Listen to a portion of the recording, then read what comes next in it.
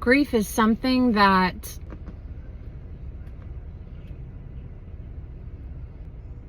no one can prepare you for. It's something that unless you've experienced it, you've never experienced anything like it. I have firsthand experience with grief. I lost my daughter when I was 22 years old. She had a chromosomal abnormality called trisomy 18, and it's what the doctors call not compatible with life. I remember being in a doctor's office, them looking at each other and then looking back at me, shaking their heads, calling me into an office where I was supposed to find out what was wrong. I did. There was a lot of things wrong on the ultrasound. I was 8 months pregnant, so I'd already bought her crib, her dresses, her clothes, her toys, and set up her room.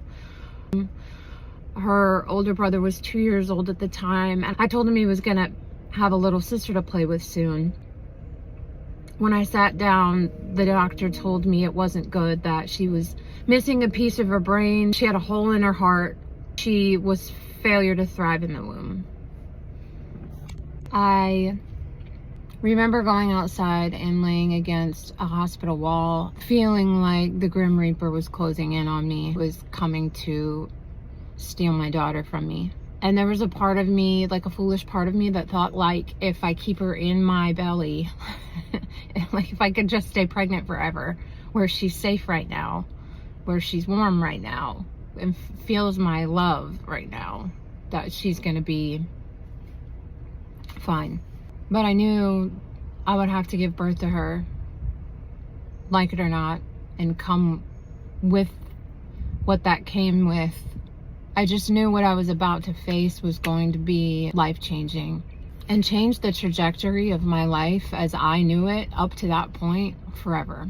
I knew I was never going to be the same. I remember I walked in and I met with the geneticist, and he told me, he encouraged me to sign a do not resuscitate order. I remember as my pen was on the paper, and as I was signing my name, which I prayed about beforehand, I felt like I was signing her death.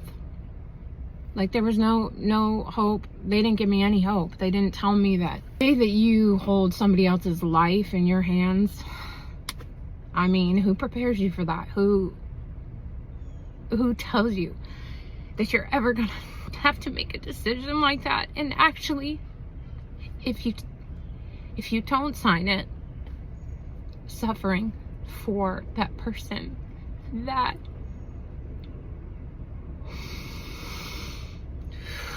you can't explain it, but you love more than your own life. The smell of hospital still makes me sick.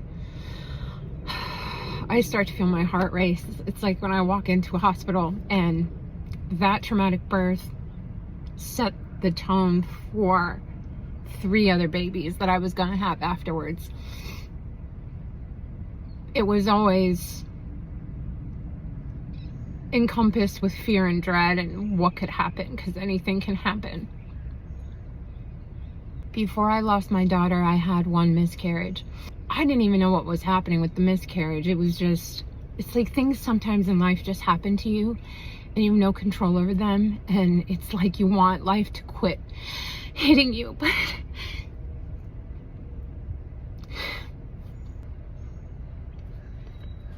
you want life to quit hitting you, but it won't stop.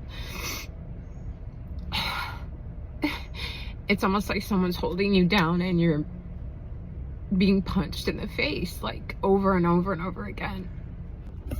I remember the worst of it was empty arm syndrome, which is something, again, like up until it happened to me, no one tells you that this happens to you. You have no idea what to expect after the loss of a baby that you carried for 9 months. And I came home, and that first day,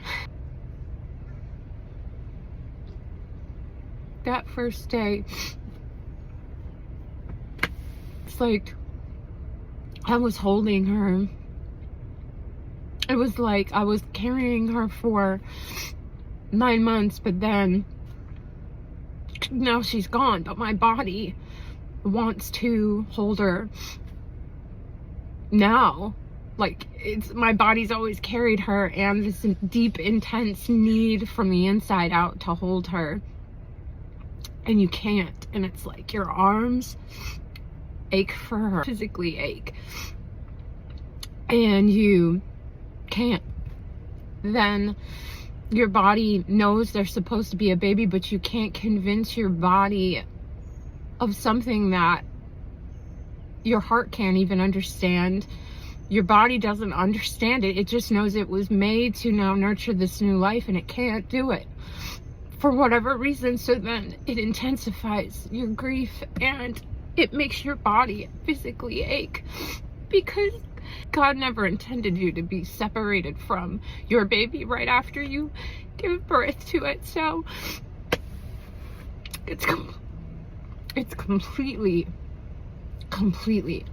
unnatural. Coming home without your baby is the most unnatural thing in the world. I had family members put away her crib, her clothes, her toys, everything that was already set up before I walked in the door, because I knew I couldn't even walk past her room. And then my body started reacting because my milk came in and it's trying to feed the baby. So once again, trying to convince your physical body that something is gone that shouldn't be gone. The physical body aches and reactions that you have to that are so unnatural. I remember a well-intentioned church member bringing me a voucher for my favorite restaurant at the time, and saying, you know, you just go to dinner and let's try to eat something, you know, and maybe that's gonna make you feel better. So I went with her, and I just remember feeling frozen in time, and then the world just spinning around me. I mean, literally, like, if you looked around yourself, it was like people were talking and laughing, and it was a swirl. It really does look like that, like a swirl of people that you can't process or make sense, that are living their life when your daughter's buried in the ground.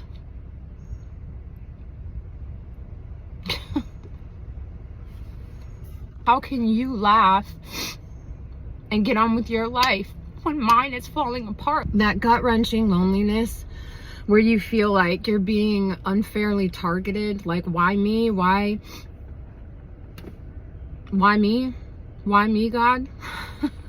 Like, I remember reading, it said, trisomy 18 happens to 1 in 15,000 births. And I'm like, you have better chances of having twins than having a baby that's that sick.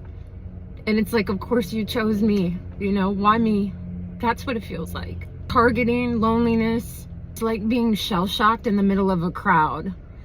Like some sick joke, like everybody's laughing at you almost. Here I am sharing this story with you, and I do pray and I hope that there's some woman out there that this helps, because the loss of a child is something that no one should ever experience. Because grief doesn't end. It changes you forever. Changes how you see the world for the rest of your life. It gets you closer to that veil between life and death than you ever wanted to be. But to anyone who's listening and to anyone who's hurting and feeling alone, I want you to know, because no one told me, you are not alone. Thank you for hearing my story. It was hard to tell. I didn't want to tell it.